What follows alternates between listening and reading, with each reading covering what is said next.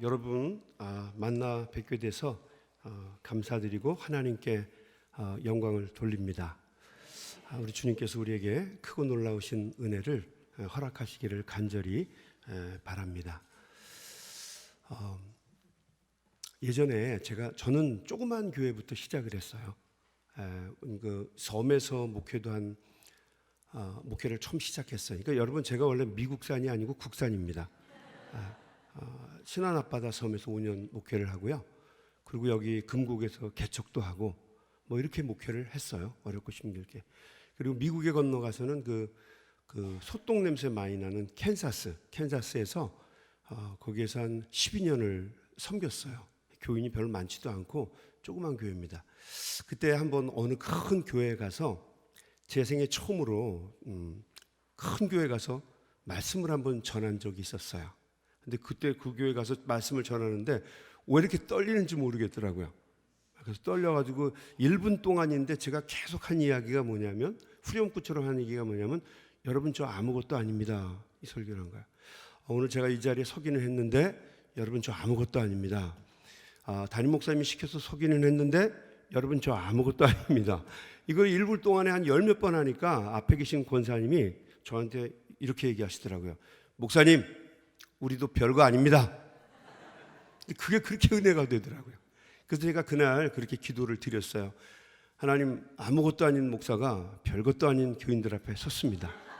아무것도 아니라고 아무것도 아닌 것처럼 말씀 전하지 않게 해주시고, 또 별것도 아니라고 해서 별거 아닌 것처럼 말씀 듣지 않게 해주시고, 하나님이 직접 말씀하시는 것처럼, 그리고 하나님의 말씀을 듣는 것처럼 우리가 이 말씀을 통해서 하나님의 은혜가 있게 해주시옵소서. 기도를 드리고 이렇게 말씀을 전했는데 그날 참 은혜가 있었어요. 15년 뒤에 제가 그 교회에 담임 목사가 됐습니다. 여러분, 우리가 하나님 앞에 기도한다는 게 중요하다는 거죠. 우리 한번 같이 기도하고 말씀을 나누겠습니다. 하나님 아버지, 정말 부족하고 모자란 아무것도 아닌 종이 우리 귀한 성도님들 앞에 섰습니다.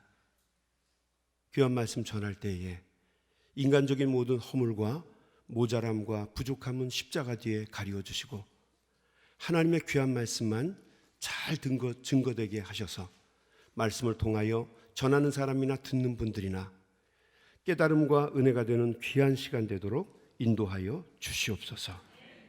특별히 오늘 주님 앞에 우리 귀한 종들이 하나님 앞에 이 헌물을 드렸습니다.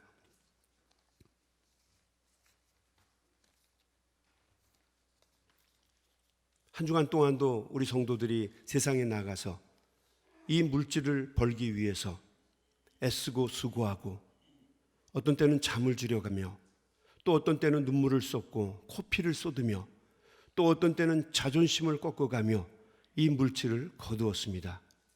그러므로 이 물질은 단순한 돈이 아니라 우리 성도들의 삶이며 저들의 생명입니다. 너무도 귀하고 값지기에 주님 앞에 송별하여 드립니다. 주님, 이 예물을 귀하게 받아 주시옵시고, 주를 위해 헌신하며 믿음으로 사는 귀한 종들의 삶이 어려움과 고난에 빠지지 않도록 주님께서 능력의 오른손으로 붙잡아 주시옵소서. 저들의 창고와 곳간을 채워주시고, 귀한 종들의 삶이 물된 동산의 포도나무와 같이 결실할 수 있게 도와주시고, 냇가에 심겨진 나무와 같이 항상 잎사귀가 푸르게 하시고, 사시사철 철을 쫓아 아름다운 실과를 맺는 종들의 삶이 될 수 있도록 주님께서 도와주시고 인도해 주시옵소서. 주님 의지하며 믿음으로 사는 종들이 절대로 고난과 역경이 없도록 하나님 도와주셔서 많은 사람들에게 주님을 간증하며 드러낼 수 있는 삶이 될 수 있도록 하나님께서 귀한 종들의 신원을 강건하게 보장하여 주옵소서. 바치지 못하는 종들의 안타까운 처지와 형편도 굽어 살펴주시고, 저들의 없음을 긍휼히 여기시며 없다 하여 낙심하거나 좌절하지 않게 해주시고, 없는 가운데서도 힘과 능력 되시는 주님 의지하며 당당하게 믿음으로 살아 주님을 기쁘시게 할 수 있는 하나님의 귀한 종들이 되게 하여 주시옵소서. 예수님의 이름으로 간절히 기도드리옵나이다. 아멘. 아멘. 여러분, 제가요, 여러분 그 이름 불러드려야 되는데요, 제가 눈이 잘 안 보여요. 이해해 주시기 바랍니다. 네. 하나님께서 아실 거예요. 야곱의 기도라고 하는 제목으로 하나님의 말씀을 같이 나누도록 하겠습니다. 야곱이라고 하는 청년이 있었습니다. 그는 야심가였어요. 사람은 노력하면 뭐든지 할 수 있다, I can do spirit을 가지고 살아가는 사람이었습니다. 그는 인생은 스스로 만들어가는 것이라고 믿은 사람이에요. 복은 자신의 노력을 통해서 온다고 믿었던 사람입니다. 그래서 그는 성공을 하기 위해서 엄청나게 노력을 많이 한 사람입니다. 야곱은 성공에 미친 사람입니다. 성공을 위해서라고 한다면 그는 가리지 않고 뭐든지 다 하는 사람이었어요. 그래서 하나뿐인 형 에서를 야곱은 속였습니다. 구약 성경에 나오는 가장 멍충이 바보로 만들어 버렸어요. 장자권을 배고파서 팥죽 하나에 다 팔아버린 바보 같은 사람으로 만들어 버렸어요. 하늘과 같았던 아버지 이삭을 야곱은 속였습니다. 아버지는 하늘이었어요. 근데 그 대단한 하늘과 같은 아버지를 자기 아들도 구분하지 못하는 바보 같은 노인네로 만들어 버린 사람이 바로 야곱입니다. 바단 아람으로 가서는 자신의 삼촌이었던 라반도 이 야곱은 속였습니다. 마치 이 라반을 돈에 미친 사람, 조카의 임금도 갈취하는 파렴치한 사람으로 매도해 버렸습니다.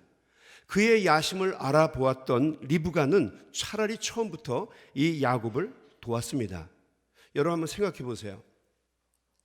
자기 주변에 있는 가장 소중한 사람, 하나뿐인 형도 속이고 아버지도 속이고 삼촌도 속이고 소중한 사람들을 다 속이는 사람이니까 가치가 없고 의미가 없는 이웃들은 얼마나 많이 속였겠어요.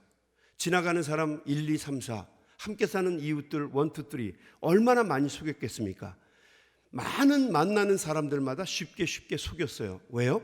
성공하기 위해서.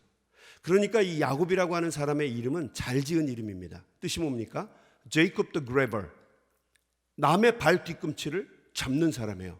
성공을 위해서면 다른 사람들의 발 뒤꿈치를 잡는 사람, 무서운 사람이죠. 이 사람은 하품할 때 남이 코도 베어갈 수 있는 사람이에요.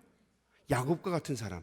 여러분, 야곱이 대단한 사람인 줄 알지만 야곱과 같은 사람 만나면 여러분 피곤합니다. 힘들어요.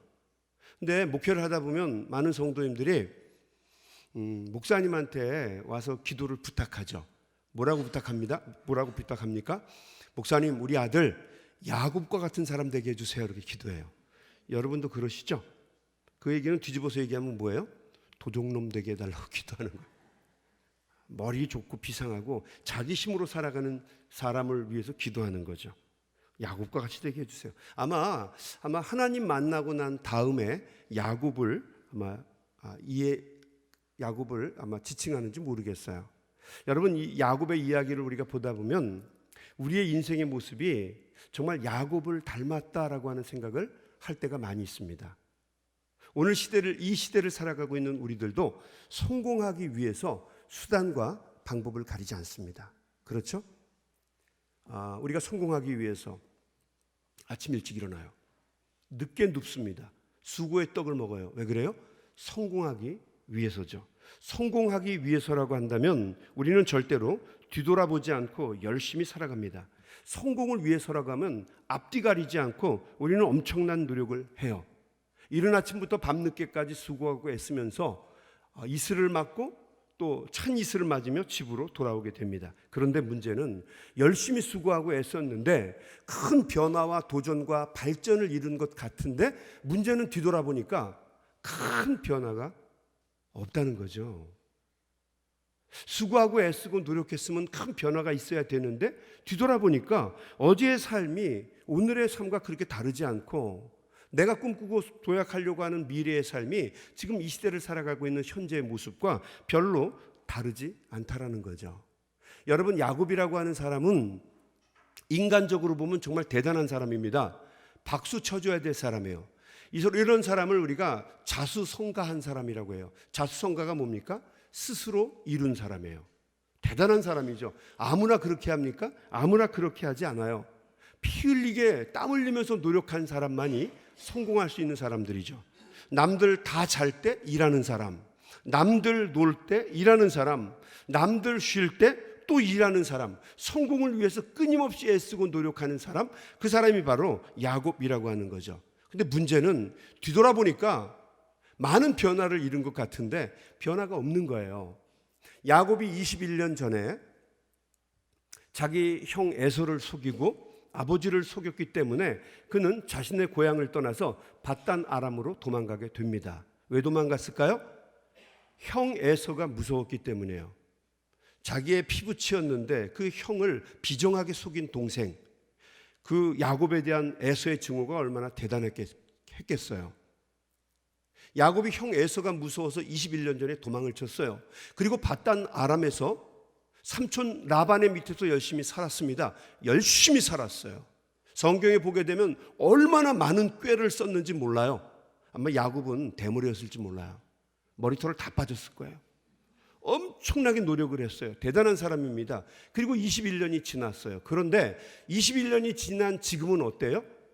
라반과 그의 아들들이 무서워서 다시 자신의 고향으로 도망쳐 오는 게 야곱의 모습이에요. 21년 전에는 에서가 무서워서 도망쳤어요. 21년이 지난 후에는 라반이 무서워서 다시 도망을 치는 거예요. 21년 전에는 무서워서 자기 혼자 떨었어요. 그런데 21년이 지난 후에는 가족들과 다 같이 떨고 있는 거예요. 달라진 게 하나도 없어요. 수고하고 애쓰고 노력했는데 21년 전이나 다시 고향으로 돌아가려고 하는 21년 후나 바뀐 것이 하나도 없다는 거죠. 이쪽에서는 늑대가 무서워서 도망을 쳤는데 이쪽에는 사자가 기다리고 있는 거예요. 인생 어디를 가나 바람 잘 날이 없고 평화로운 시대가 없다는 거죠. 오늘 우리 찬양대에서 평화의 기도를 불러주셨어요. 맞죠? 맞죠? 잘 모르세요? 여러분 평화로운 삶을 살고 싶죠? 그렇죠? 근데 안타깝게도 우리가 사는 이 시대는요 평화가 있지 않다는 거죠. 평화가 없습니다. 참 힘들고 어려운 삶을 우리들이 살아간다는 거죠. 야곱이 밧단 아람에서 다시 도망을 쳐오다가 오늘 우리가 읽은 본문의 말씀처럼 약복강이라고 하는 곳에서 그가 하나님 앞에 간절한 마음으로 기도하게 됩니다. 왜 약복강에서 기도를 했을까? 아마 야곱의 젊었을 때의 모습이라고 한다면 이 사람은 하나님 앞에 기도하지 않았을 거예요. 야곱은 마지막 순간까지 머리를 씁니다. 그런데 자신의 권모술수와 꾀와 자신의 노력이 다 바닥나게 되니까 비로소 그때 약복강 나루터에서 무릎을 꿇게 됩니다. 여러분 사람들은요 자기의 어떤 꾀나 능력이 있을 때는 결단코 하나님 앞에 무릎을 꿇지 않습니다. 모든 것이 바닥났을 때, 내가 할 수 있는 것이 아무것도 없을 때, 사람의 마지막이 하나님의 시작이 되는 경우가 굉장히 많아요. 야곱이 약복강 나루터에서 자기의 소유물을 셋으로 나누게 됩니다. 왜 그렇습니까? 셋으로 나누어져서 먼저 잃을 것이 있으면 잃어버리겠다는 거죠. 그래서 자기에게 가장 소중한 것을 세 번째 놓게 됩니다. 자기가 사랑하는 아내 누구였죠? 네? 라헬. 이 라헬을 갖다 맨 마지막에 놓고 라헬에 낳은 자식도 밑에 놓고 그리고 참 안타까운 얘기지만 소중하지 않은 것들은 다 앞에다 놔요. 잃어버려도 되는 것들. 그리고 마지막 순간까지 머리를 써요. 세 대로 나누어서 보냅니다. 그러나 결국 마지막에는 자기가 풀어야 해요. 그래서 약복강에 홀로 남게 되었을 때 야곱은 비로소 하나님 앞에 기도하게 됩니다. 이젠 그거밖에 남지 않았거든요. 성경은요 야곱이 하나님 앞에 기도하는 장면을 뭐라고 표현하냐면 하나님의 천사와 씨름하는 장면으로 묘사하고 있습니다. 24절입니다. 야곱은 홀로 남았다는 거죠. 어떤 사람이 날이 새도록 야곱과 씨름하였다. 홀로 남은 야곱이 무슨 생각을 하였을까? 인생이 바람 잘 날이 없다라는 생각을 하지 않았을까요? 인생이 참 피곤하고 힘들다. 내일 눈 뜨지 않았으면 좋겠다. 이런 생각을 하지 않았을까요? 인생은 스스로 만들어가는 것이고 사람이 노력하는 것만큼 거두는 것이다라고 생각했던 야곱의 가치관과 생각이 무너지는 순간이 아니었을까요? 모든 것이 다 바닥이 나게 되니까 야곱은 하나님 앞에 무릎을 꿇게 됩니다. 참 안타까운 일이지만 여러분, 사람들은 다 하나님을 그렇게 만납니다. 자기의 지성이 바닥났을 때, 자기의 능력이 끝이 났을 때 비로소 우리는 그때 하나님을 만나게 되죠. 인간의 약할 때, 인간이 제일 약할 때 우리는 그때 위대하시고 강하신 하나님을 만나게 됩니다. 우리 한국의 지성이라고 하는 박지성 말고요, 이어령 선생님이 있죠. 이어령. 이분은 우리가 알고 있는 것처럼 무신론자였어요. 하나님 믿지 않았다고요. 근데 자신의 딸이, 사랑하는 딸이 암에 걸려서 사경을 헤매게 될 때 수술실에 딸을 밀어넣으면서 이어링 선생이 기도를 하죠. 하나님, 당신은 반드시 계셔야 합니다. 하나님이 있느냐 없느냐가 아니에요. 하나님, 당신은 반드시 있어야 합니다. 그리고 내 딸을 도와줘야 합니다. 우리 김영일 장로님인가요? 우리 기독교에 많은 책을 썼죠. 땅끝에서 쏟아 이런 책들 많이 썼잖아요. 그 장로님도 원래는 무신론자였어요. 하나님 믿지 않는 분이에요. 많은 글을 썼죠. 근데 마지막 순간에 자신의 아내, 사랑하는 아내를 수술실에 밀어넣고 나서 그가 기도했던 것은 하나님, 당신은 반드시 계셔야 합니다 하는 거죠. 수술실 앞과 폭탄이 떨어지는 전쟁터에서는요, 여러분, 무신론자가 존재하지 않아요. 아무리 자기가 대단한 것 같고 똑똑한 것 같아도 마지막 순간에는 하나님을 붙잡을 수밖에 없는 게 우리 실존적인 인간의 모습이에요. 여러분, 동의하세요? 그래서 우리는 하나님의 도심과 은혜를 구할 수밖에 없습니다.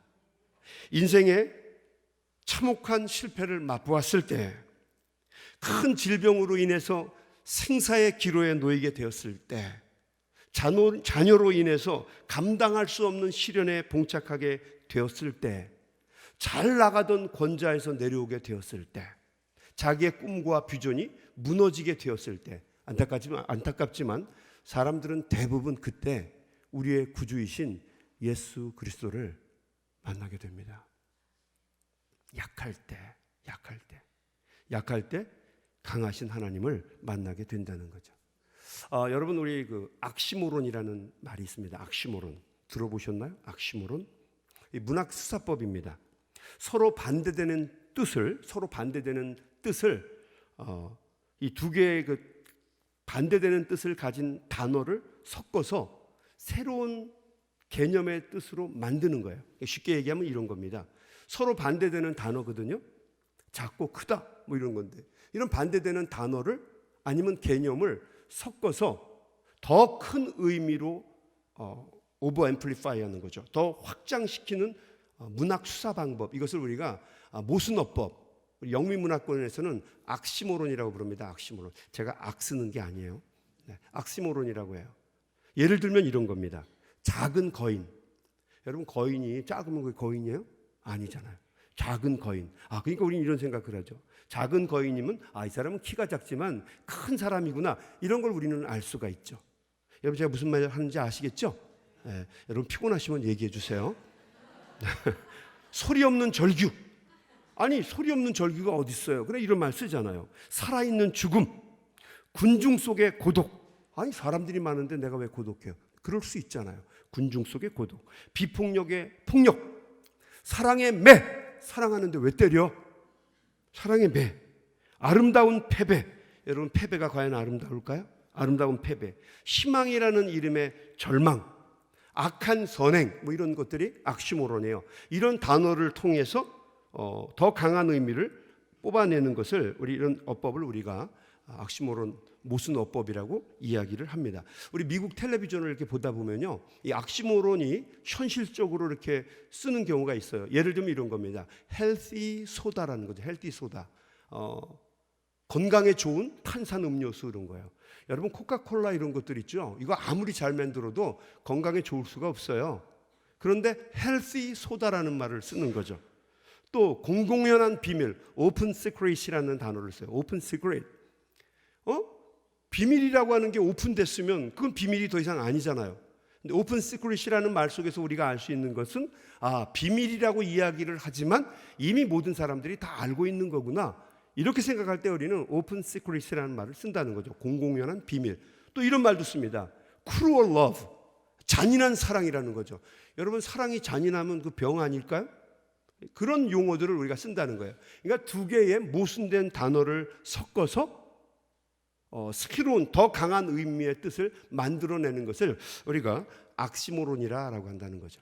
우리 또 성도님들 집에 갔는데 야 우리 강사가 와서 무슨 설교해? 몰라 그냥 악만 쓰다 갔어. 그렇게 얘기하시면 안 돼요. 악시모론은 그런 뜻이에요. 성경에 보게 되면요 악시모론이 굉장히 많이 나옵니다. 예를 들면 이런 거예요. 근심하는 자 같으나 항상 기뻐하는 자, 무명한 자 같으나 유명한 자, 거룩한 낭비, 자유케 하는 죄인. 사도 바울의 이야기예요. 자유케 하는 죄인입니다. 자유한 사람들을 갖다가 오히려 자유케 하는 사람이 죄인이라는 거예요. 이 born again, 거듭난다는 이 말 뜻도요 악시모론입니다. 악시모론. 사람이 어떻게 거듭나요? 거듭난다는 말을 쓰는 거죠. 대접받고자 하는 대로 먼저 대접해라. 우리 주님 친히 말씀하시기를 주는 자가 받는 자보다 복이 있다 하시니라. 다 악시모론입니다. 원수를 내 몸과 같이 사랑해라. 여러분 원수는 어떻게 해야 돼요? 비벼버려야 돼요. 네, 비벼버려요. 설 밟으면은요 이 원수가 일어나서 보복합니다. 세상의 법에 의하면 어떻게 해요? 원수는 밟아버려야 돼요. 밟아서는 안 돼요. 비벼버려야 돼요. 확실하게 죽여야 합니다. 그런데 성경은 뭐라고 얘기하냐면 원수를 사랑하라는 거예요. 어떻게 사랑해요? Like my body. 내 몸처럼 사랑하라는 거죠. 이게 악시모론입니다. 자, 그러면 여러분들은 악시모론을 쓸까 안 쓸까? 여러분들 씁니다. 여러분의 자녀들에게 이렇게 얘기하죠. 야, 천천히 조심해서 빨리빨리 좀 해. 야, 대충대충 쉬면서 열심히 좀 해봐. 도대체 어떻게 하라는 얘기예요, 이 얘기가? 다 악시모론입니다. 부모님들이 이렇게 서로 모순되는 천천히 빨리빨리 좀 잘 좀 해봐. 쉬면서 열심히 좀 공부 좀 해봐. 다 이 모순되는 얘기거든요. 이 말을 통해서 자녀들이 느낄 수 있는 게 뭡니까? 부모의 마음은 우리 자녀가 좀 쉬었으면 좋겠고 좀 못해도 좋으니까 평안했으면 좋겠지만 이 아이들이 살아가는 세상은 그렇지 않잖아요. 그러니까 쉬면서 좀 열심히 좀 해봐. 놀면서 좀 못해도 좋으니까 좀 잘 좀 해봐. 뭐 이런 얘기하는 거예요. 이게 바로 악시모론입니다. 그래서 이런 단어를 통해서 말로는 이해가 되지 않지만 우리가 이 말을 통해서 부모의 마음을 이해할 수가 있는 거죠. 그렇죠? 악시모론입니다. 그런데 이 많은 악시모론이 성경에 있는데 그중에 가장 대표적인 게 뭐냐? 고린도 후서 6장 8절에서 10절까지 말씀입니다. 하나님의 일을 하는 일꾼들에 대해서 사도 바울이 한 이야기예요. 여러분 들어보세요. 우리는 하나님의 일을 하는 사람이에요. 하나님의 일을 하는 우리는 속이는 자 같으나 참되고 그렇잖아요. 보이지 않는 하나님을 우리가 얘기해요. The kingdom of God, 하나님의 나라를 우리가 이야기한단 말입니다. 그럼 사람들이 볼 때는 우리가 속이는 자 같아요. 그런데 하나님의 나라가 속이는 자입니까? 아니죠. 참된 거죠. 동의하세요? 네, 그런 겁니다. 속이는 자 같으나 참되고 무명한 자 같으나 유명한 자요. 죽은 자 같으나 보라 우리가 살아있고 징계를 받은 자 같으나 죽임을 당하지 아니하고 근심하는 자 같으나 항상 기뻐하고 가난한 자 같으나 많은 사람을 부유하게 하고 아무것도 없는 자 같으나 모든 것을 가진 자로다. 누가요? 하나님의 일을 하는 사람. 이것이 사도 바울의 악시모론이에요. 모순어법입니다. 사도 바울의 악시모론을 한 단어로 줄이면 약할 때 강함입니다. 약할 때 강함. 제가 우리 미국에 있는 청년들에게 약할 때 강함에 대해서 얘기했어요. 우리 노래도 있잖아요. 복음송가 뭐죠? 약할 때 강함 대신에 죄송해요 목소리가 쉬어서 나의 나의 보배가 되신 주 나의 모든 것. 그런 노래 있잖아요. 잘 모르세요? 약할 때 강함 되시네. 그랬더니 우리 청년들이 그걸 이렇게 받아들이라고. 마약? 약할 때 강함. 그런 약하는 거 말고. 약할 때, 굉장히 약하고 연약하고 부족할 때 우리를 하나님이 어떻게 해요? 강하게 하신다는 거죠. 여러분, 사도 바울은요 정말 약할 때 강하게 쓰임받은 사람입니다. 사도 바울은 원래 유대교인이었죠. 그렇죠? 그냥 단순한 유대교인이 아니라 지도급에 해당되는 사람이었어요. 이 사람은 예수 그리스도를 부정한 사람이었어요. 예수 그리스도는 기독교인들이 만들어낸 허구의 인물이라고 믿었던 거죠. 그래서 이 기독교인들이 하나님의 율법을 망가뜨리고 유대교 안에 들어와서 하나님을 망령되게 만든다고 믿었어요. 그래서 사도 바울은 기독교인들을 한 사람이라도 더 잡아서 없애는 것이 하나님에게 충성하는 것이라고 믿었어요. 그래서 많은 기독교인들을 박해했습니다. 어느 날인가 대제사장의 증명서를 받아서 많은 군사들을 이끌고 다마스커스로 내려가게 됩니다. 사도 바울은 다마스커스로 내려가는 도중에 자기가 예상하지 못했던 엄청난 일을 경험하게 됩니다. 이 다메섹 도상, 다마스커스로 내려가는 그 도상에서 사도 바울은 예상하지 못했던 엄청난 만남을 경험하게 되죠. 호련히 그 앞에 엄청난 빛이 환하게 비치는 것을 경험했어요. 사도 바울이 말에서 떨어졌습니다. 그 환한 빛에서 소리가 들려왔어요. 이렇게 들려왔어요. 바울아, 바울아, 왜 내가 나를, 사울이나 바울이나, 여러분, 이 사울이라고 하는 말은요 유대식 이름이에요. 바울이라는 말은 뭐예요? 바울이란 말은 로마식 표기입니다. 로마식 표기. 똑같은 사람이에요. 근데 어떤 사람은 사울이 넘어져서 바울이 되고, 마음대로 하세요. 그 소리가 아니고요. 사울이라는 사람의 이름은 유대식 표현이고요. 바울은 그냥 로마식 이름의 일을 쓴 거예요. 근데 왜 그럼 그렇게 불렀을까? 아마 박해자에서 하나님을 위해서 헌신하는 사람의 이름을 구분하기 위해서 그렇게 썼을 거예요. 그러니까 여러분 그냥 새겨서 들으세요. 영어 성경에는 Paul 있습니다. Paul. Beware, Paul. 그럼 그 얘기예요. Why did you persecute me? 왜 나를 갖다가 박해하냐? 여러분이 뭐라고 그러니까 벌써 영어로 도망가잖아요. 사울아, 사울아, 왜 내가 나를 핍박하느냐라고 하는 거죠. 왜 나를 핍박하느냐? 사울이 이렇게 묻죠. 주님, 누구십니까? 그때 사울은 정말 자기가 듣고 싶지 않았던 끔찍한 소리를 듣게 되죠. 그 소리가 무엇입니까? 나는 내가 핍박하는 예수다라고 하는 거죠. 사도 바울은 그때까지 이 예수님이 허상의 인물이라고 믿었어요. 기독교인들이 만들어낸, 꾸며낸 인물이라고 믿었던 거죠.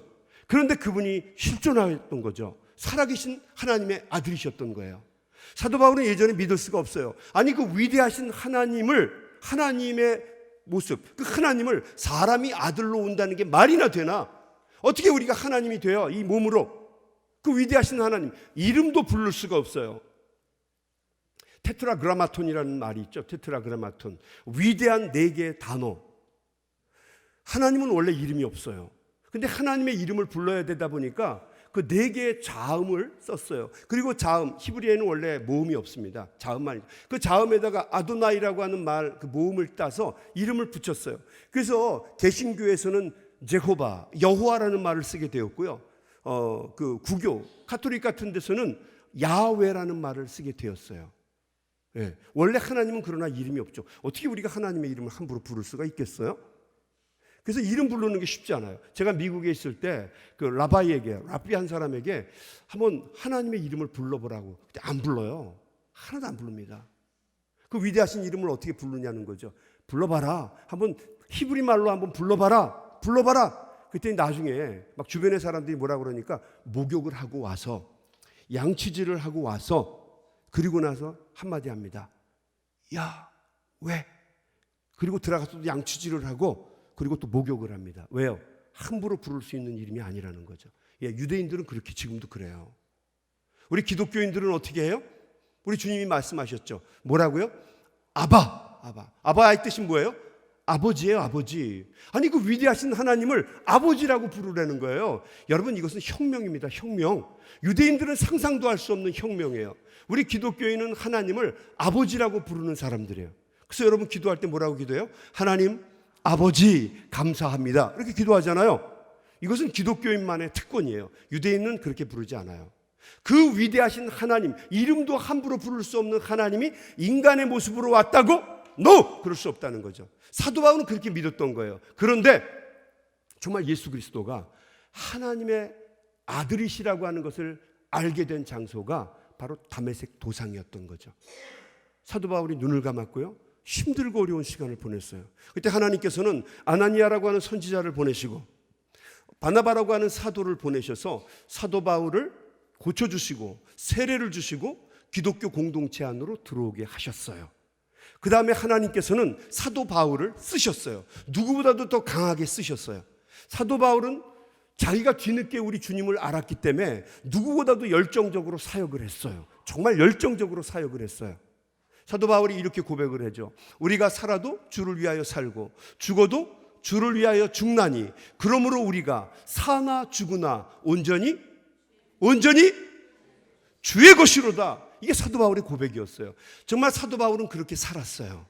여러분 사도 바울이 사역을 어떤 모습 속에서 했냐면요, 정말 약할 때 했어요. 왜냐하면 유대교의 공동체 안에서는 버림받았잖아요. 사도 바울이 유대인들에게는 버림받았어요. 그래서 성경에 보게 되면 고린도후서에 보게 되면 사도 바울이 엄청난 핍박을 받았어요. 40의 한 대를 감한 매를 수도 없이 맞았고 큰 태장으로 매를 맞기도 하고 감옥에 갇히는 거 뭐 이루 말할 수도 없고 뭐 물에 빠지고 열흘 동안, 여러분 물에 빠져가지고 떠 있는 기분은 어떤 줄 아세요? 태평양이나 대서양 같은데 바다 한번 가보세요. 물이 시꺼멓지. 뭐가 나올지 뭐가 어떻게 알아요? 거기서 열흘 동안 표류한 거예요. 뭐 이런 거 한두 번 당한 것도 아니고요, 엄청나게 당했어요. 스토닝, 돌을 들어서 그냥 던진 거예요. 돌에 맞으면 대부분 죽는데 사도 바울이 간신히 살았어요. 뭐 이런 고난과 역경을 엄청나게 당했어요. 누구에게? 유대인 자기 동족들에게. 왜? 배신자였기 때문이요. 배신자. 전에 성기동 교회에 정신자라는 분이 있어요. 정신자. 이분은요, 정결한 신자가 되라고 아버지가 정신자라고 붙여줬어요. 미국에 와가지고 배시성을 가진 사람과 결혼하는 바람에 배신자가 됐어요. 여러분 배신자는 용서를 못 받아요. 누구나가 다 미워하죠. 그래서 유대 공동체 안에서는 뭐였어요? 배신자였어요. 사도 바울은. 그래서 시달렸어요. 자, 그러면 기독교 공동체 안에 들어오면 인정을 받았을까? No!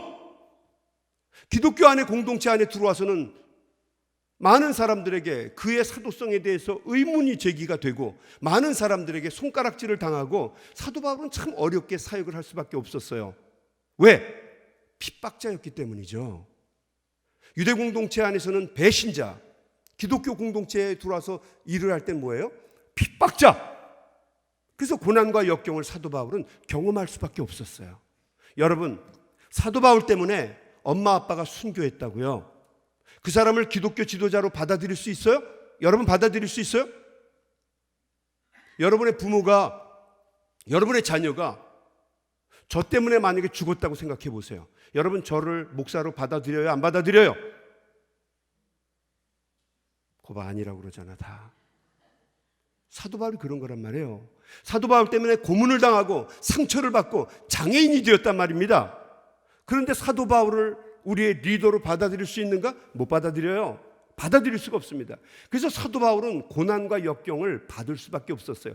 참 사역하기에 약하고 너무너무 힘든 조건이었죠. 그런데 사도 바울은 그 조건 속에서 누구보다도 강하게 사역을 했습니다. 우리가 보는 기독교는 사도 바울의 눈을 통해서 보는 기독교예요. 사도 바울은 성경, 신약 성경의 그 책을요 13권이나 지었어요. 다 많은 영향을 주었습니다. 사도 바울 대단한 사람이죠. 그 연약한 사람이 어떻게 그렇게 크게 쓰임을 받을 수 있었을까? 나같이 부족하고 모자란 사람을 쓰시는 하나님의 은혜가 너무 고마웠기 때문이에요. 핍박의 길을 걸어가고 있던 나, 잘못된 길을 걸어가고 있던 나, 그 나를 우리 주님께서 직접 오셔서 만나주시고 변화시켜주시고 기독교 안에 들어오게 해주시고, 그리고 뭐로 만드셨어요? 사도로 만들어 주셨어요. 그러니까 사도 바울은 불평하고 불만할 수가 없어요. 진리를 위해서 살아갈 수 있었고 자기가 만나게 된 주님을 위해서 살아갈 수 있게 되었던 거예요. 그러니까 사도 바울은 너무너무 감사한 거예요. 그래서 아무리 조건이 어렵고 힘들어도 부족해도 사도 바울은 불평하지 아니하고 자족하는 삶을 살았어요. 사도 바울은 결코 넉넉한 삶을 살 수 있는 사람이 아니에요. 부족하고 모자란 삶이지만 사도 바울은 그 속에서 만족하고 흡족하고 자족하는 삶을 살았어요. 왜? 하나님의 은혜가 너무 고마웠기 때문이죠. 그래서 사도 바울은 맨 나중에 이렇게 이야기합니다. 나의 나된 것은 다 하나님의 은혜다라는 거죠. 이 말이 맞습니다. 사도 바울이 될 수 있었던 것은 하나님의 은혜예요.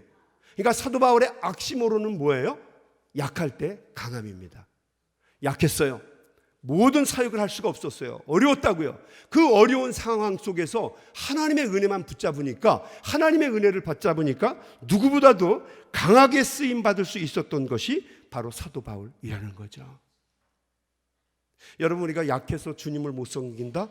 말 같지도 않은 소리예요. 돈이 없어서 주님을 못 섬긴다? 이건 말도 안 되는 소리예요. 내가 저 사람하고 싸워서 이 교회를 좀 떠나야겠습니다. 말도 안 되는 얘기예요. 여기에 보니까 우리가 도시기 때문에 사람들이 오지 않아서 우리 교회가 부흥이 안 됩니다. 말 같지도 않은 소리예요. 우리 윤 목사님 보니까 정말 대단하시더라고. 목사님 안에 있는 비전이 보여요. 하나님 앞에 크게 쓰임받는 목사님 되시길 주의 이름으로 축원합니다. 네. 우리 어른들을 보니까 이 얼굴 속에 강한 정신이 있어요. 여러분, 사명 잘 감당하시기 바랍니다. 왜냐하면 약할 때, 여건이 어려울 때, 부족할 때 하나님이 우리에게 주시는 은혜가 엄청 강해요. 야곱이요, 빛나는 순간이 언제였냐면요, 야곱이 머리 쓰고 잔재주 부릴 때 야곱 빛나는 게 아니에요. 성경에 보면 야곱이 빛나는 적이 몇 번 있어요. 디나가 강간을 당했을 때, 그리고 자기의 아들들이 무고한 그 세겜의 족속들을 전멸시키고 주변에 있는 모든 사람들과 원수가 되었을 때 야곱이 뭐라고 얘기합니까? 다 버려라. 모든 것을 묻어버려라. 그리고 이제 우리 베델로 올라가자. 믿음의 조상이 되는 순간이었죠.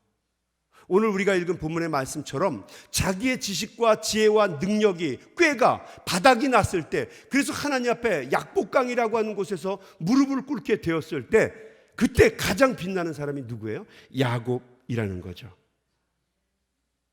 이제 뭔가 좀 될 만하고 살만하니까 새로운 문제가 일어납니다. 인생의 문제들이 복병처럼 숨어 있다가 나타납니다. 여러분, 그게 우리 인생이잖아요. 여러분, 그렇죠?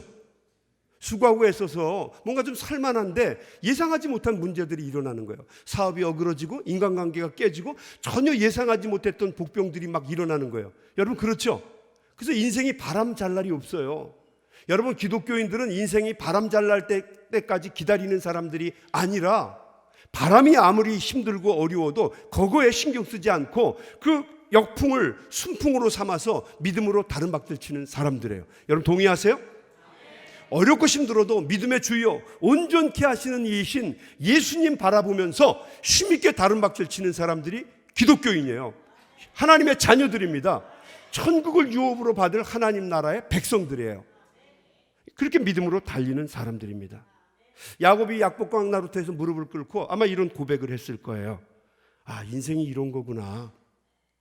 21년 동안 수고하고 애쓰고 노력했는데 인생의 고민이 끝이 없구나. 그래서 야곱은 비로소 생각을 합니다. 하나님이 도와주셔야겠구나. 그래서 야곱은 기도를 시작합니다. 우리의 능력과 힘이 부족하게 되면 우리는 하나님 앞에 무릎을 꿇게 돼요.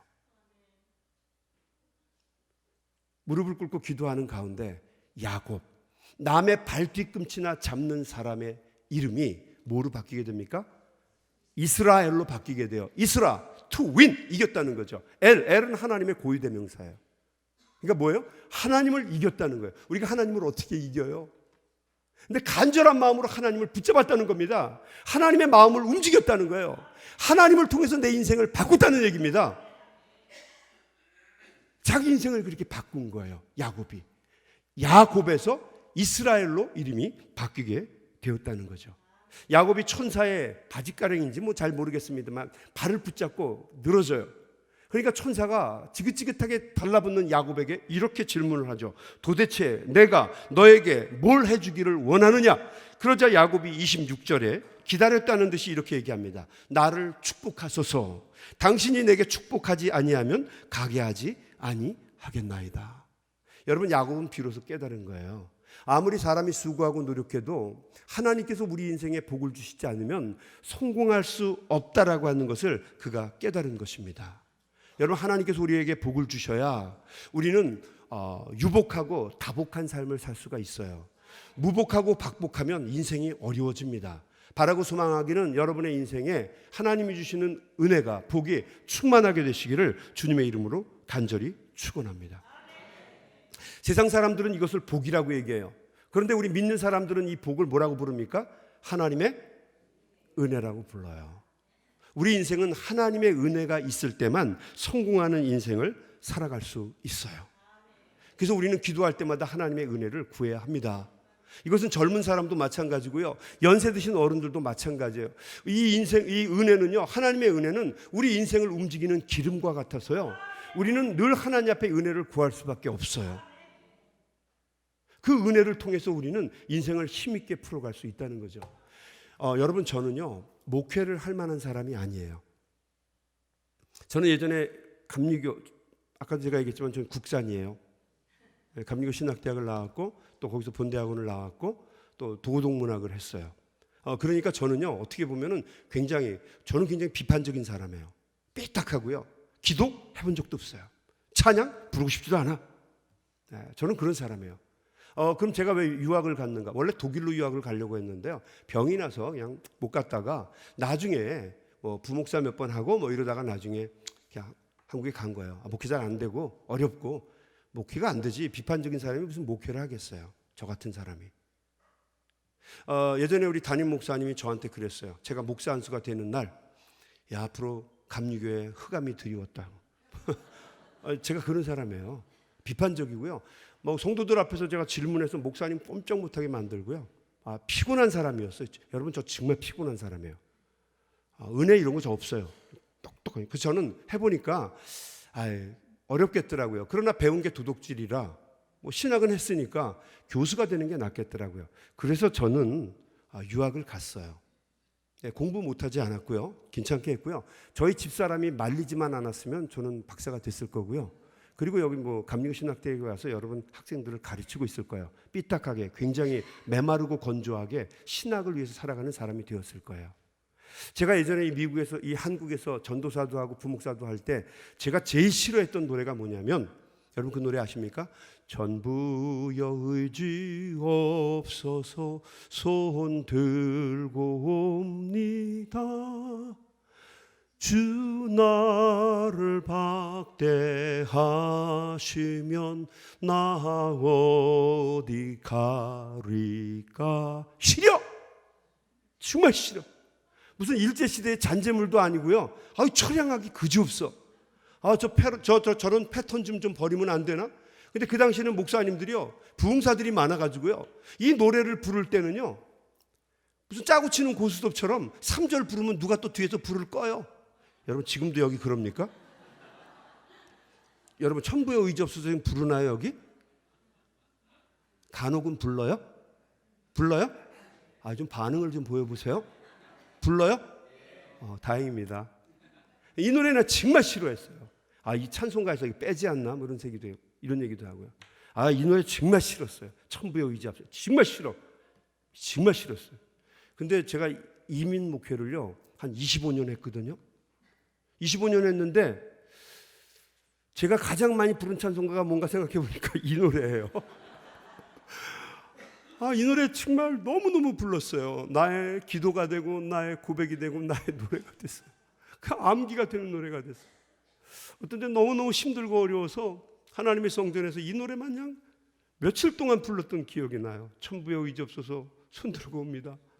나 예수 의지함으로 큰 능력 받았어. 이러면서 이 노래를 그냥 부르고 또 부르고 또 불렀어요. 하나님 의지하지 않고는 답이 안 나오더라고요. 참 힘들더라고요. 여러분, 이민 목회 우리가 힘들다는 말을 많은 사람들이 하죠. 누가 그러더라고요. 목사님, 한국 목회도 힘들어요. 알아요, 저도. 근데 이민 목회가 왜 힘드냐면요, 이민자들의 특징 중에 하나는 뭐냐면 이 우리라고 하는 공동체를 깨고 나온 사람들 아니에요. 다 깨고 나온 사람이에요. 여러분은 우리라고 하는 공동체를 깨지 않았죠. 그래서 소개할 때 이거 우리 집이야, 우리 집, 이거 우리 교회야, 그렇게 얘기하잖아요. 그죠? 우리 아빠야, 우리 목사님이야, 우리 장로님이야, 그런 얘기하죠. 근데 이거를 다 깨고 나온 사람들이 이민자들이에요. 뭐 김포공항으로 나오든 아니면은 인천공항으로 나오든 아니면 배 타고 나왔든 이 사람들은 우리라고 하는 공동체를 깬 사람이에요. 그렇기 때문에 이 사람들은 조금만 기분이 나쁘거나 어려우면은요, 언제든지 쉽게 깰 수 있는 사람들이에요. 그리고 온 사람 시대가 다 다르고 함께 어우러져 살아가는 사람들이 문화도 다르고 언어도 달라요. 우리가 인사할 때 안녕하세요 그러면 머리를 어떻게 해요? 안녕하세요 숙이잖아요. 근데 인사하면서 하이 이렇게 하는 사람 아무도 없어요. 하이 인사할 때는 어떻게 해요? 하이 그러죠. 저는 한국 이름이 김세환이에요. 김세환 들어보신 적이 있나요? 가수. 가수 그분 참 훌륭하신 분이죠. 근데 제가 미국에 살아갈 때는 윌리엄입니다. 윌리엄. Hi, Reverend William. 그러면 Hi 이렇게 얘기해요. Hi. 인사입니다. 한국 사람은 인사할 때 뭐라고 해요? 김 목사님. 안녕하세요. 인사. 그러니까 언어라고 하는 게 이제 중요해요. 거기서 살아가면서 이 사람들이 막 바뀌는 거예요. 언어도 바뀌고 문화도 바뀌고 모든 게 다 달라지는 거예요. 여러분 저는 이제 그 연합감리교회에서 그래도 위치가 있을 거 아닙니까? 그럼 흑인이고 백인이고 제가 딱 세워놓고 이제 시험관이 돼서 물어볼 때가 있죠. Hi James, why do you want to become a pastor? Why? 그럼 걔가 덜덜덜 떨면서 얘기해요. 근데 한국 교회에서 그렇게 하면 돼요, 안 돼요? 안 되지, 안 되죠. 사람이 왔다 갔다 하는 거예요. 미국 사람들 다 왔다 갔다 해요. 어렵고 막 부딪히는 게 많이 있습니다. 그러니까 상처받은 사람도 많고 어려운 사람도 많아요. 제가 처음 목회를 하는데요, 수 집사님이라는 분이 있었어요. 대부분의 사람들은 저를 좋아하거든요. 여러분 저 생각보다 괜찮아요. 저 뭐 교만한 사람도 아니고요, 막 사람들 어렵게 하는 사람도 아닙니다. 저 괜찮아요. 사람들 다 사랑하고 교인들한테 사랑 많이 받았어요. 미워하는 사람 한 사람도 없고. 근데 교인 중에 한 사람은요, 제가 한 5년 동안을 섬겼는데 그 집사님한테 너무너무 잘했거든요. 근데 그 집사님은 저만 보면 얼굴을 찌푸려요. 이상하다, 저분은 왜 자꾸 저렇게 살지? 제가 설교할 때마다 막 머리도 흔들고 막 힘들어하고 막 그래요. 왜 그러나? 그래서 한 번은 화가 나서 제가 집사님을 불렀죠. 집사님 왜 그러세요? 내가 집사님한테 뭐 잘못한 게 있나요? 아니요. 내가 집사님 얼마나 사랑하는데 집사님 그거 아세요? 알아요. 근데 왜 나한테 그렇게 막 하세요? 내가 싫으세요? 아니에요.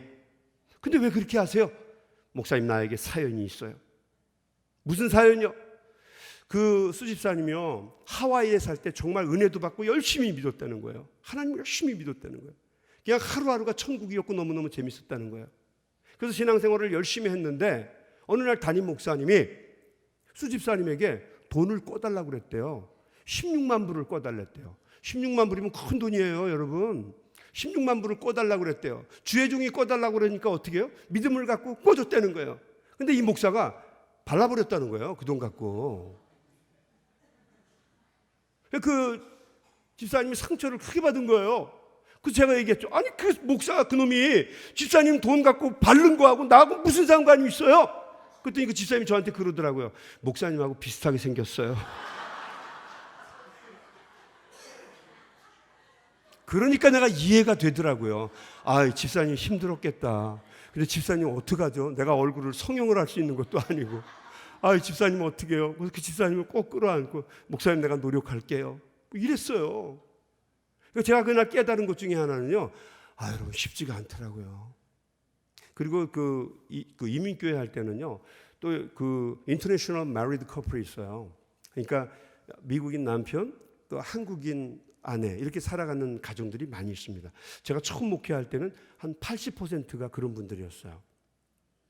그 미국인 아빠들하고도 목회를 제가 잘해야 하고 또 이 한국인 여성들하고도 잘해야 해요. 근데 한국인 여성들 가운데는요, 왕언니가 있어요. 왕언니. 왕언니는 건드리면 큰일 나요. 왕언니 건드리면 여러분 그걸로 끝입니다. 왕언니를 잘 해야 돼요. 근데 어떤 분은요, 이 여자분이 저한테 이런 얘기를 하는 거예요. 목사님, 왜 한 입으로 두 말 하세요? 왜 일구이연하세요? 그러더라고. 아니, 내가 언제 그런 얘기를 했어요? 만난 적도 없구만. 목사님, 했잖아요. 아니, 만난 적도 없는데 내가 어떻게 그런 얘기를 해요? 내 꿈에 와서 했잖아요. 아유, 미치겠더라고요. 미치겠더라고요. 꿈에 와서 한 거 그 내가 잘못한 건 아니잖아요. 근데 왕언니가 옆에서 얘기합니다. 했구먼. 근데 그게요, 그 세계 속에서는 또 그게 답인 거예요. 여러분, 이렇게 여러분은 웃지만 저는 막 저수지에 몇 번 뛰어들려고 그러고 그랬어요. 화가 나서. 하늘 바라보면서 막 그냥 그 아픔은 상상을 못해요. 답답해요.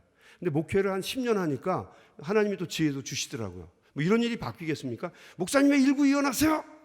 내 꿈에 와서 했잖아요. 그 사람 맨날 그것만 해요. 그럼 제가 나중에 얘기하죠. 새벽에 다시 가서 아니라고 그랬잖아. 생각 안 나? 그럼 그분이 그럽니다. 왔나? 그러면서 얘기. 옆에 있는 왕언니가 그러더라고요. 사람 하나 배렸어. 여러분, 목회하는데 하나님이 도와주시지 않으면 안 되더라고요. 저 4명 가지고 시작을 했는데요. 공부도 하면서 왔다 갔다 하면서 목회를 하는데 교회도 깨지고 어려움도 당하고 힘들었어요. 하나님 앞에 나와서 천부의 의지 없어서 손들고 옵니다. 정말 기도 많이 했고요. 주의 도우심과 은혜를 구했어요. 근데 어느 정도 시간이 지나고 나니까 하나님의 몸된 교회가 커지기도 하고 또 하나님의 역사를 일구어 가시더라고요. 그래서 제가 깨달은 것 중에 하나는요, 하나님의 도우심이 있어야겠구나라고 하는 거예요. 야곱이 얼마나 하나님께 간절하게 기도를 드렸냐면요, 오늘 말씀에 보게 되면 이 허벅지라고 되어 있는데 옛날 성경에 뭐라고 되어 있냐면 환도뼈라고 되어 있어요. 환도뼈. 어떤 권사님, 여자 권사님이 저에게 묻더라고요. 목사님, 이 환도뼈가 이 도가니하고 족하고 그 사이 뼈입니까? 물어보더라고요. 도가니하고 족? 얘기를 이렇게 들어보니까 그분이 정육점 버케블러리를 쓰셨잖아요. 정육점 버케블러리를 쓰는 경우는 저도 정육점 용어로 답을 해드려야 되잖아요. 집사님, 환도뼈는 도가니하고 족하고 뼈가 아니라 정확하게 이야기하면 안심과 등심이 만나는 아롱사태, 아롱사태에서 도가니까지 이르는 뼈입니다. 그러니까 알아들으시더라고. 아유, 목사님 설명 잘하시네. 그러면 우리 뼈 중에서요, 제일 단단한 뼈예요. 제일 두꺼운 뼈입니다. 우리 아버지가 돌아가셔서 화장을 했습니다. 근데 화장을 하고 뼈가 나왔는데요, 다 없어졌어요. 근데 우리 아버지의 환도뼈만 남았더라고요. 저 뼈가 저렇게 강한 뼈구나. 예, 그 뼈가 부러진 거예요. 그래서 이 야곱은요, 평생을 절었다고 그래요. 불구로 살았다고 합니다. 야곱이 약복강에서 하나님 앞에 드렸던 기도는요, 환도뼈가 부러지는 기도예요. 환도뼈가 부러질 정도로 하나님 앞에 간절하게 기도를 드렸던 거죠. 여러분, 환도뼈가 부러지는 기도를 드려보신 적이 있나요? 어떤 분은 이렇게 얘기하더라고요. 목사님, 기도한다고 밥이 나옵니까? 떡이 나옵니까? 여러분 잘 들으세요. 기도하면은요, 밥도 나오고 떡도 나오고, 기도하면은요, 우리가 예상하지 못했던 놀라운 일들이 일어나요. 그래서 예레미야서 33장 3절은 우리에게 이렇게 얘기합니다. 너희는 내게 부르짖으라, 내가 응답하겠고 내가 알지 못하는 크고 비밀한 일을 보이리라. 우리 주님의 약속이세요. 우리가 부르짖고 기도하면 하나님께서는 도와주시고 인도해 주신다는 거죠. 환도뼈가 부러지는 기도를 여러분 하십시오. 여러분, 저는요, 꿈이 하나 있어요. 뭐 대단한 꿈 아닙니다. 새벽 예배 때 나와서 무릎 꿇고 기도해요. 전 무릎 꿇고 기도해요. 지금도 무릎 꿇고 기도합니다. 사람들을 의식하지 않아요. 무릎 꿇고 기도해요. 앞에 나와서 무릎 꿇고 기도합니다. 뭐 사람들이 나에게 뭐라 그러든 저 상관 안 해요. 그냥 하나님 앞에 기도합니다. 제 꿈은 아침에 새벽 예배 때 기도하다가 맨 마지막까지 있다가 나가는 게 제 꿈이에요. 기도하면 참 신기한 일이 일어나요. 기도하면은요, 주님께서 나에게 알려주시기도 하시고, 기도하면 주님께서 용기도 주시고, 기도하면 위로도 주시고, 내가 잘못 결정했을 때 나에게 깨닫게도 해주세요. 참 놀라운 일이지만 어떤 때는 기도하면은요, 하나님이 내게 직접 이야기하시기도 해요. 여러분, 저는 신비주의자가 아니에요. 그런데 그럼에도 불구하고 기도하면 하나님이 나에게 응답해 주실 때가 많아요. 여러분 저희 교회는요 한 2,800명 정도 됩니다. 작은 교회는 아니에요. 미국 이민교회에서 2,800명이면 적은 교인이 아니에요. 그렇죠? 예, 저는 잘 성도들도 몰라요. 누가 누군지 어떤 때는. 그래서 어떤 경우는 어떤 사람이 막 저를 전도하는 거예요. 막 전도하는 거예요. 그 제가 막 전도를 하는데 꼴을 보니까 참 신기한 거예요. 열정적으로 막 전도를 하는 겁니다. 저를 교회 오시라는 거예요. 우리 목사님 새로 왔는데 너무너무 좋다는 거예요. 선생님은 교회 다니시나요? 그래서 제가 다니기는 하는데 뭐 얘기를 이렇게 좀 더 들으려고 제가 그냥 뭐 대단한 사람 아니에요. 그랬더니 와, 우리 교회 오시라고 막 설교. 그 제가 너무 신기해서 그분에게 도대체 어느 교회 다니세요? 권사님이에요? 그랬더니 집사예요. 어느 교회 다니세요? 그랬더니 저 아틀란타 한인교회 다닙니다. 아니 담임 목사를 전도하면 어떡할 거야? 그 제가 그분에게 물었죠. 담임 목사님 아세요? 그러고 물어보니 만난 적 있으세요? 그랬더니 그냥 화면으로 멀리서 봤다는 거예요. 여러분 저는요 여기 섰을 때하고 내려갔을 때 모습이 좀 달라요. 내려가면 좀 약간 모자라 보이고요. 좀 사람이 이렇게 굉장히 샤이해요. 그래서 참 이상합니다. 그분이 이렇게 나가서 보니까 모르는 거죠. 그래서 제가 그분한테 그랬죠. 집사님 저를 똑바로 보세요. 똑바로 보더라고요. 제가 누구를 닮지 않았습니까? 하고 저를 딱 보더니 어머 목사님 잘 몰라요. 어떤 때는. 그런데요 하나님 앞에 기도하면 여러분 사람들 의식하지 않고 기도하면 하나님 도와주시더라고요. 어떤 때는 부목사님들하고 부딪힐 때도 있어요. 부목사님이 한 그래도 8분 이상 되잖아요. 우리 사역자들 교회에서 월급 탄 사람이 60명 됩니다. 그러니까 교회가 작은 게 아니에요. 근데 그 많은 사람들하고 살아갈 때 부딪힌 것도 많죠. 근데 하나님 앞에 기도해요. 하나님 어떻게 하죠? 이 문제를 어떻게 풀까요? 답답한 마음으로 기도하다가 너무 피곤해서 그랬는지 좀 졸아요. 근데 하나님의 음성이 들려오는 거예요. 이렇게 얘기하셨어요. 너만 잘하면 된다. 그래서 주변을 살펴보니까 아무것도 없는 거예요. 저는 그날 알았어요. 아, 나만 잘하면 되는구나. 그래서 제 책상에 썼어요. 나만 잘하면 된다. 저 다른 사람 그 이후로 아무도 안 괴롭힙니다. 우리 부목사님 괴롭힌 적도 없고 전도사님 힘들게 한 적도 한 번도 없어요. 저희 교회는요 한 달을 무조건 쉬어야 합니다. 돈이 없으면 돈 다 줘요. 다 하고 싶은 대로 하라고 그래요. 대신에 성도들 힘들게 하지 말아라는 거죠. 성도들 대할 때 템포 보이지 말고 화내지 말고 부드럽게 해라. 항상 기쁨으로 살아라는 거죠. 힘들어? 쉬어. 우린 쉬라고 그래요. 그럼 목사님 교회가 어려워지지 않을까요? 제가 답을 가르쳐 드릴게요. 나만 잘하면 됩니다. 하나님 앞에 기도하면요 하나님이 그 다음부터 이끌어 가세요. 여러분 일신교회 여러분만 잘하면 돼요. 지금 시국이 이렇고 시국하고 여러분하고 무슨 상관이 있어요? 하나님의 능력과 은혜를 믿으세요? 기도하면 됩니다. 나 하나 깨어서 기도하면 하나님이 역사를 이루어 가세요. 제가 간증 하나 하고 마칠게요. 여러분 피곤하신가요? 힘드시면 이야기하세요. 제가요 처음 목회를 시작한 곳이 그 미국 중부 캔자스라고 하는 곳이에요. 캔자스시티는 아니고요. 캔자스 스테이트라고 하는 곳에 워치타라고 하는 곳에서 목회를 시작했어요. 하나님의 은혜 가운데 교회가 많이 부흥되고 성장했죠. 여러분 저는 밤에 청소도 하고요. 피자 배달도 하고요. 뭐 여러 가지를 많이 했습니다. 뭐 목구멍이 포도청이니까 살아야 되잖아요. 일도 많이 하고 그랬어요. 근데 하나님의 은혜 가운데 교회가 커졌습니다. 근데 이민사회는 특이해서요. 교회에 오지 않을 사람인데 온 사람들이 많이 있어요. 왜냐하면 교회에 와야 사람들을 만나거든요. 그러니까 인간관계도 만들 수 있고 직장도 찾을 수가 있고 또 재밌게 살 수가 있는 거예요. 특별히 언어가 안 되는 사람들, 이민 와서 사는 사람들은요. 교회가 굉장히 중요합니다. 그러니까 교회가 복덕방 같은 곳이에요. 한국에 있으면 절대로 교회에 오지 않을 사람인데 이 미국에 왔기 때문에 교회에 오는 이민교회에 오는 사람들이 꽤 많이 있어요. 예, 저희 때 굉장히 많았어요.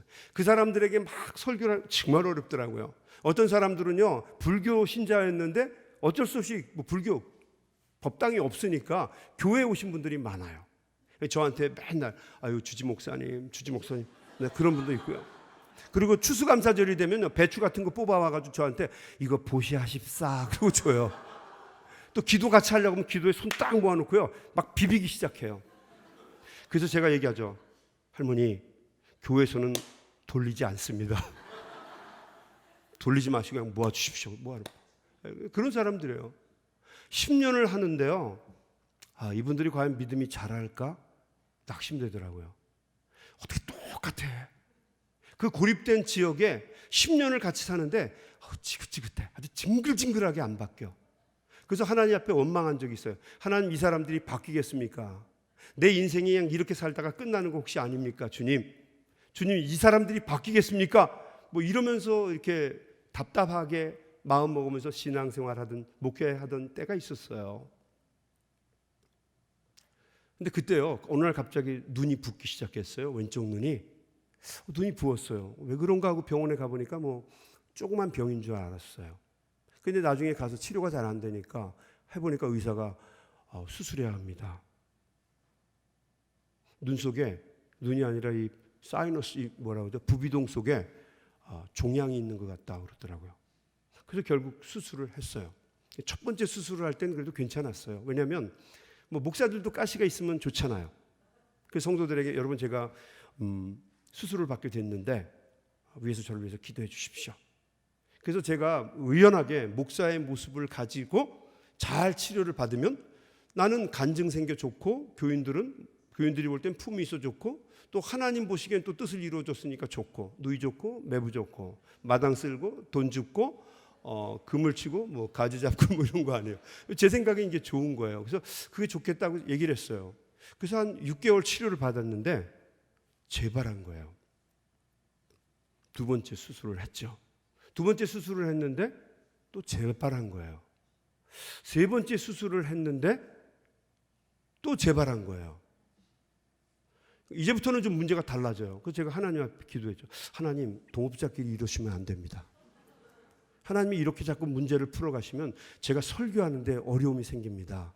사람들이 저한테 목사가 왜 저렇게 아파 그러면 나도 힘들지만 하나님, 당신의 일도 어려워지는 겁니다.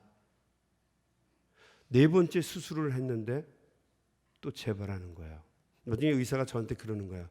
내가 보기에 이거 대학병원으로 가야 될 것 같다. 이게 여기서 나을 것 같지 않다. 그래서 캔사스 유니버시티, 캔사스 스테이트 메디컬 센터에 가서 병원에 가서 수술을 받게 됐어요. 저 칼을 잡았던 사람이 굉장히 유명한 사람입니다. 존스 홉킨스에서 꽤 오랫동안 했던 사람이래요. 칼 대단한 사람이었죠. 그 사람을 의지하면 될 거라고 생각을 했어요. 그래서 네 번째 수술을 받았어요. 잘 받았습니다. 그리고 의사가 수술 잘 됐다, 걱정하지 말아라. 그래서 저는 그렇게 믿었죠. 근데 6개월 지나고 나서 또 재발이 됐어요. 다섯 번째 수술해야 되는데 그때는 이미 제가 병색이 얼굴에 심했고 3년 반 동안 계속해서 투병을 하다 보니까 지쳤어요. 힘들어졌고, 그리고 제가 너무 오래 아프니까 교인들도 힘들어진 거예요. 그래서 제가 교회에 계속 목사로 있는 거는 하나님의 뜻이 아닌 것 같아요. 힘들고, 내가 그동안 너무 힘들었나 보다. 그래서 그날 저는 사표를 냈어요. 그리고 하나님께 기도를 드렸죠. 내가 한국 사람이라 이렇게 아픈 것 같으니까, 미국 사람이 못 고치는 것 같으니까 내가 한번 한국 병원에 가서 한번 치료를 받아보겠다. 우리 연합감리교회에 있는 한인 목사님들이 많이 도와주셨어요. 그 당시는요, 청수부만 있어도 그 백이 돼서 빨리 치료를 받을 수 있던 그런 시절이었어요. 지금도 그런가요? 지금도 그래요? 그게 어디 가겠어요? 지금도 달라요? 다행입니다. 다행입니다. 그런데 그때 정말 많은 선생님들이, 많은 우리 목사님들이 도와줘서 병원을 다 돌아다녀 봤어요. 세브란스 병원, 서울병원, 서울대학병원, 삼성병원, 또 현대에서 하는 병원이 뭐죠? 네? 그런 병원, 네. 병원 많이 다녀봤어요. 근데 가는 곳마다요, 저한테 그러더라고요. 선생님 병 고치기 어렵습니다. 미국에 계신다니까 미국에서 치료받으시죠. 왜냐하면 이 수술은 혼자서 못한다는 거죠. 아이 닥터가 있어야 되고, 노즈 닥터, 코 닥터가 있어야 되고, 그 다음에 뉴로서전이 같이 해야 된다는 거예요. 신경 닥터가 같이 셋이서 합작해야 되는데 한국은 그런 시스템이 되어 있지 않다는 거예요. 그러니까 미국에 사신다니까 미국으로 가라는 거예요. 나 사표 냈는데 아무것도 없는데 미국에 가라는 거예요. 그러니까 정말 힘들더라고요. 마음이 무거워졌어요. 여기가 내가 끝나는 부분인가 보다. 그때가 한 4년 정도 됐고요. 저는 너무 힘들었고요. 그래서 참 안타깝지만 저희 집사람과 그 당시 어린 두 아들을 두고 왔거든요. 제가 교회에 부탁했던 건 이거예요. 내가 한국에 가서 치료를 하고 돌아오면 내가 이번에는 미국 도시에 나가서 목회를 한번 해볼 테니까, 그러나 이 시골에서 내가 그래도 교회를 위해서 헌신했으니까 여러분이 나를 좀 봐주십시오.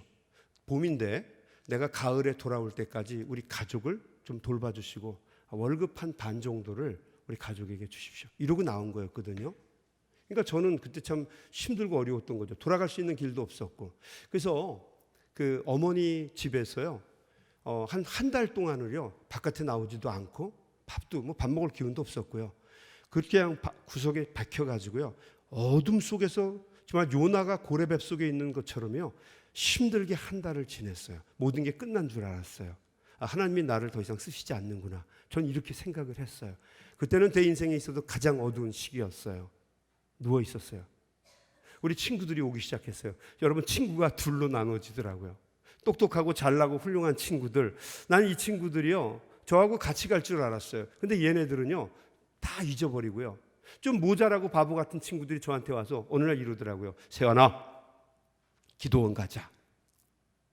우리 이때를 위해서 주님을 믿고 목사가 된 거 아니냐? 나 3주 동안 휴가 냈다. 너하고 같이 기도하러 갈게. 기도하러 가자.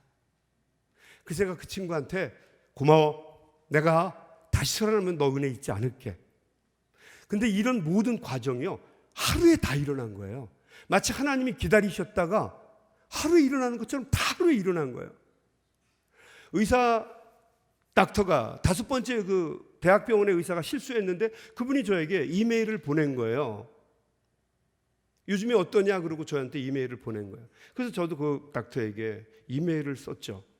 요즘에 함성에 와서 여기 한국에 와서 치료를 하는데 이 사람들 나 못 고친다고 그런다. 그때 그 닥터가 그러면 돌아와라. 오늘이라도 돌아오면 내일이라도 내가 수술하겠다. 그리고 너 모르긴 몰라도 얼굴 속에 아마 주먹만한 혹이 벌써 또 생겼을 것이다. 빨리 와라. 수술하겠다. 그러면서 저한테 이렇게 메일을 보냈어요. Reverend Kim, if you give me one more time, I'm gonna do my best. But this time with my sincere prayer. 김 목사님, 나에게 한 번만 기회를 더 주면 내가 이번에는 최선을 다하는데 하나님 앞에 신실한 기도를 하면서 하겠습니다. 의사가 이렇게 얘기하면 여러분 그거 하나님의 응답으로 받아들여도 되지 않을까요? 네, 그래서 저는 그날 다짐을 했어요. 돌아가자. 뭐 여기 방법도 없는데 어떻게 되든지 돌아가자. 근데 이것을 하게끔 만들어 준 게요, 우리 교인의 전화였어요. 여러분, 제가 섬기던 그 교회에 정말 말 지질이 안 듣는 집사가 있었거든요. 징글징글하게 안 듣는 집사가 있었어요. 저분은 여러분 교회 안에요, 아무리 힘들고 어려운 사람이 있어도 여러분 버리지 말고 품으십시오. 목사님, 저 사람은 교회를 나가야 우리가 교회가 살아요.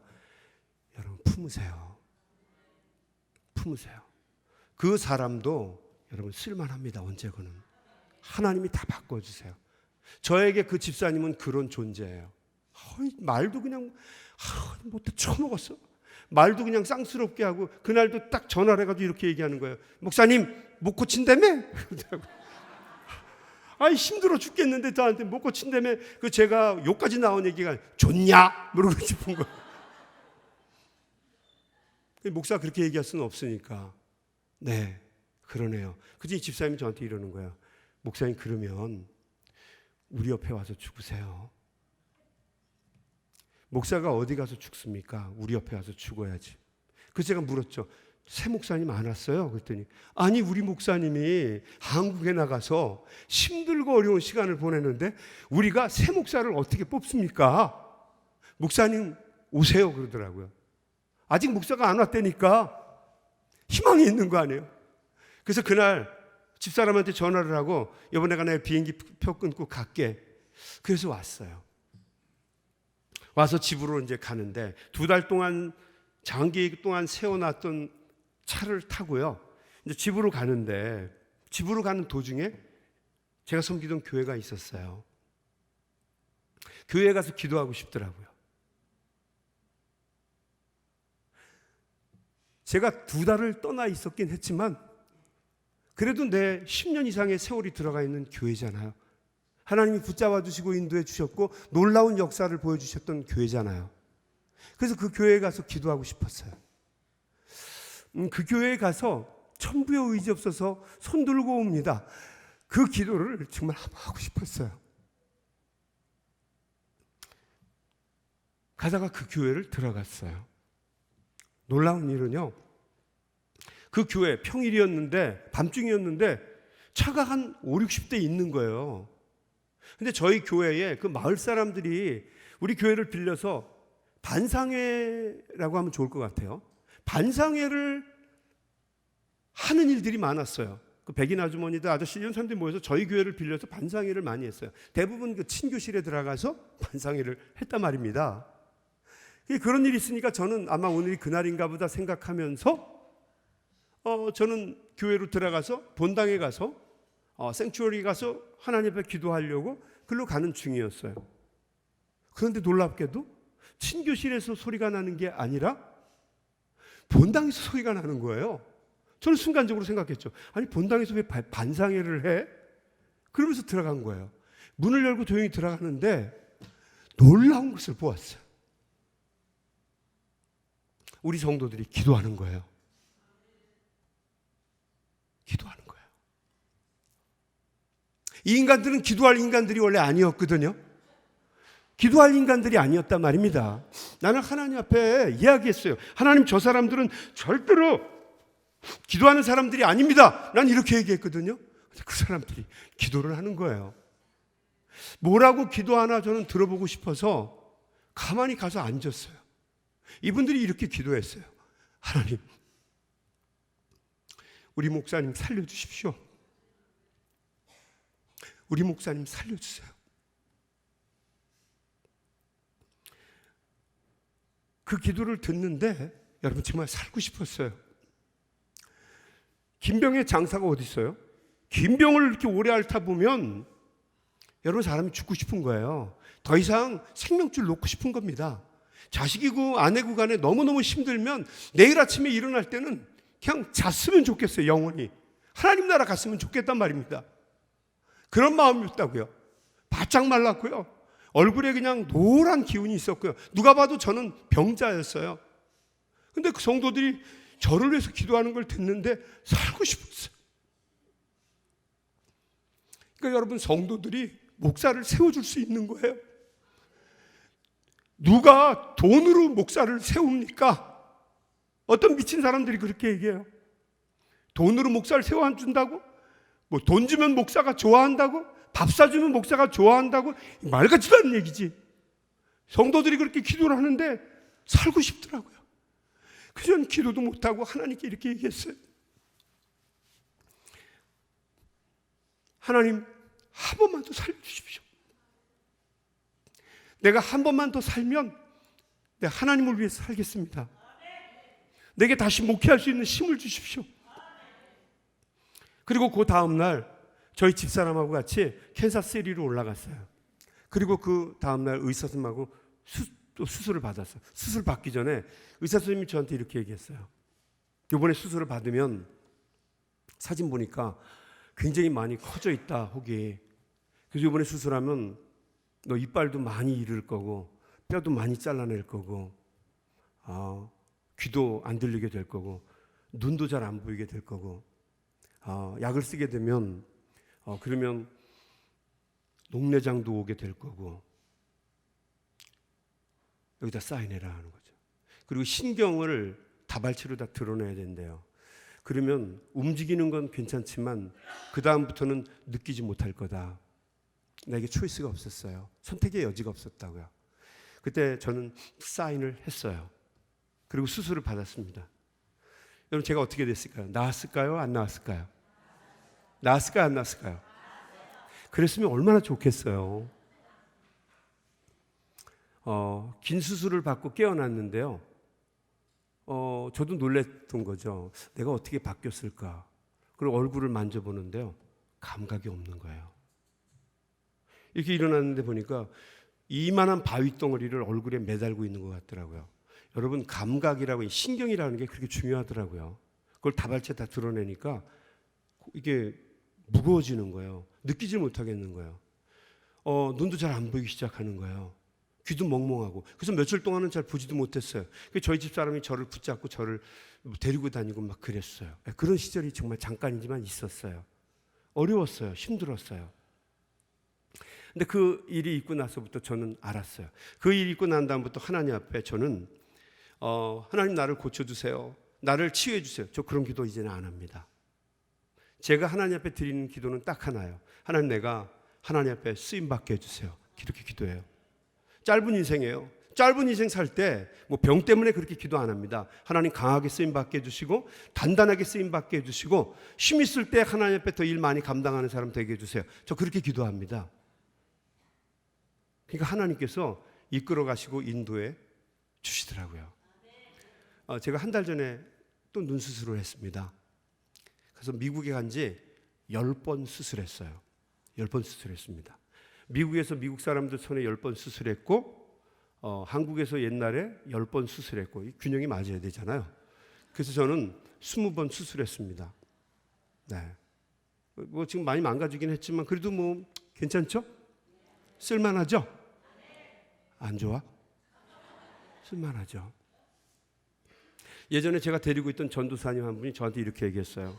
목사님은 목회를 실패할 수 있는 사람이 아니에요. 왜? 목사님은 설교거리도 무지 많잖아요. 간증도 무지 많잖아요. 목사님은 뭐 암 같은 거 족보에도 안 넣잖아요. 저도 옛날에 또 암도 알았더라고요. 뭐 암 같은 거 이런 거 족보도 아니잖아요. 했다면 큰 수준 뭐 이러니까 설교 준비하다가 설교 좀 안 되고 그러면 뭐 간증 하나 툭 교인한테 던지면 뭐 교인들이 울고불고 난리가 나고 뭐 은혜가 안 될 수가 없잖아요. 목사님은 목회가 안 될 수가 없는 사람이라는 거예요. 근데 그 얘기도 자꾸 들으니까요, 요놈이 나를 디스하는 느낌이 드는 거예요. 마치 나는 무슨 뭐 간증 가지고 목회하는 사람처럼. 그 제가 우리 전도사님한테 그랬죠. 김 전도사, 목회는 간증으로 하는 게 아니고 하나님의 은혜로 하는 거야. 하나님의 은혜로. 근데 이 친구는 자꾸 아니에요. 목사님이 간증으로 한다는 거야. 야, 너는 이스라엘에서 예루살렘 대학교도 나왔지. 아버지가 감독님이지. 어렸을 때부터 목회를 많이 배웠지. 미국에 와서 클레몬트 신학교를 나왔지. 한국에서 감신 다녔지. 야, 너 배울 만큼 다 배운 놈인데 너 얼마나 가진 게 많은데 근데 너가 되면 네가 되지 왜 내가 되냐? 그랬더니 걔가 하는 말이 아니에요. 목사님이 돼요. 목사님은 간증이 많잖아. 승질이 나더라고요. 근데 어느 날 제가 한번 설교를 이렇게 하고 내려가는데 정말 끝마무리가 안 되더라고요. 마음에 뜨거움이 생겨서요. 이제 간증 얘기를 하나 했어요. 제 이야기를. 그리고 내려오는데 뭐 아니나 들을까 뭐 교인들 은혜 받고 감동하고 목사님 우리가 열심히 해요. 뭐 그러면서 내려갔어요. 나가니까 그 친구가 저를 이렇게 눈을 뜨고 바라보는 거예요. 그러면서 이렇게 얘기하는 거예요. 거봐, 내가 그럴 줄 알았어. 목사님 그렇다니까요. 목사님은 그냥 툭 던지면 돼요. 그래서 내가 화가 나서 제가 너 이리 와 씨. 그래서 데려가서 제가 문 잠그고 제가 그랬죠. 너 내게 영성이 있다는 거 믿어 안 믿어? 그랬더니 믿죠 목사님. 왜 무섭게 그러세요? 내가 너를 위해서 기도해 주겠다. 무슨 기도요? 간증 달라고. 내가 하나님 앞에 이제부터 너 간증 달라고 기도할게. 아주 센 간증 달라고 기도해 줄게.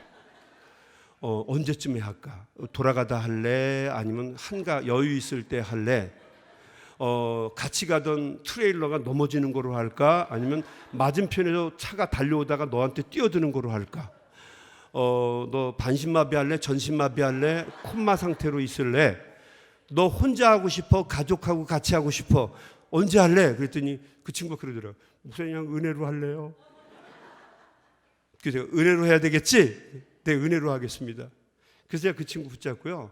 은혜로 하라고 하나님 은혜 달라고 기도해 줬어요. 지금은요. 네브라스카에서 백인 교회를 섬기고 있는 목사님이 됐어요. 여러분 우리에게 필요한 것은 은혜입니다. 하나님 앞에 간절한 마음으로 기도하고 부르짖고 간구하면 신실하신 하나님께서 어제나 오늘이나 동일하신 하나님께서 야곱에게 역사하셨던 하나님께서 오늘 이 시대를 살아가고 있는 우리들에게도 똑같이 역사해 주실 줄로 믿습니다. 여러분 이 하나님 붙잡고 정말 약복강 나루터에서 한도뼈가 부러질 정도로 간절한 마음으로 기도해서 역사를 바꾸어 나가시는 하나님의 귀한 종들이 다 되시기를 주님의 이름으로 간절히 축원합니다.